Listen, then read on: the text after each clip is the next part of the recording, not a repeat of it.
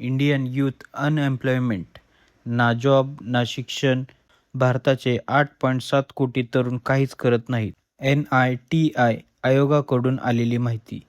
मंडळी, भारताकडे जगातील सर्वात मोठ्या तरुण लोकसंख्यापैकी एक असलेला देश म्हणून पाहिले जातं. देशाची ही तरुणाई भारताची सर्वात मोठी ताकद असल्याचं आपण नेहमी ऐकतो. पण याच तरुणाईशी संबंधित एक गंभीर आकडा समोर आला आहे, ज्यामुळे भारताच्या भविष्याबाबत मोठा प्रश्न निर्माण होतोय. नीती आयोगाच्या या अहवालामध्ये भारतातील मोठ्या संख्येने तरुण नीट या गटात असल्याचं समोर आलं आहे. नीट म्हणजे नॉट इन एज्युकेशन आणि एम्प्लॉयमेंट ऑर ट्रेनिंग. म्हणजेच हे तरुण ना शिक्षण घेत आहेत, ना नोकरी करत आहेत, ना कोणत्याही प्रशिक्षणामध्ये सहभागी आहेत. या अहवालानुसार भारतातील जवळपास 8.7 कोटी तरुण नीट स्थितीत असल्याचं नमूद करण्यात आलं आहे. म्हणजेच देशातील मोठ्या प्रमाणातील तरुण मनुष्यबळ सध्या अर्थव्यवस्थेच्या मुख्य प्रवाहापासून दूर आहेत. हा आकडा समजून घेतला तर परिस्थिती किती मोठी आहे याची कल्पना येते. ज्या वयात तरुणांनी शिक्षण पूर्ण करून कौशल्य मिळवायचं, नोकरी किंवा व्यवसाय सुरू करायचा आणि देशाच्या अर्थव्यवस्थेत योगदान द्यायचं असतं, त्याच काळात एवढ्या मोठ्या संख्येने तरुण शिक्षण, रोजगार किंवा प्रशिक्षणापासून दूर असणे ही निश्चितच चिंतेची बाब आहे. पण प्रश्न असा आहे की तरुण नीट का होत आहेत? यामागे अनेक कारणे असू शकतात.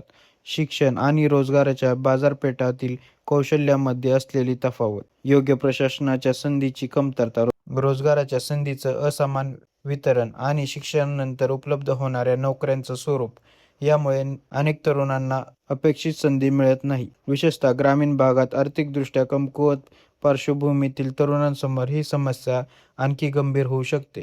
अनेक तरुण शिक्षण पूर्ण केल्यानंतर योग्य कौशल्य किंवा अनुभव नसल्यामुळे नोकरीच्या बाजारात टिकून राहण्यासाठी संघर्ष करताना दिसतात.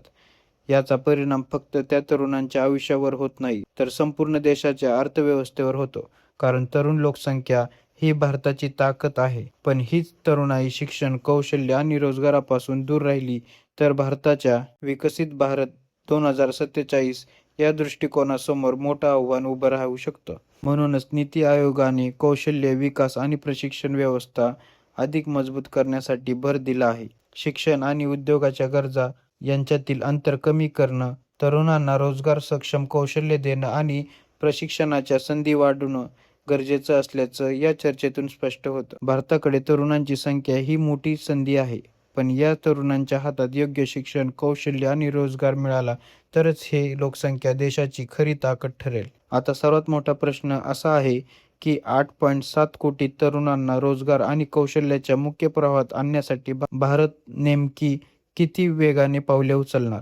कारण 2047 मध्ये विकसित भारताचं स्वप्न पूर्ण करायचं असेल तर आजच्या तरुणाईला संधी देणे ही केवळ सरकारची जबाबदारी नाही, तर देशाच्या भविष्यासाठीची सर्वात मोठी गरज आहे.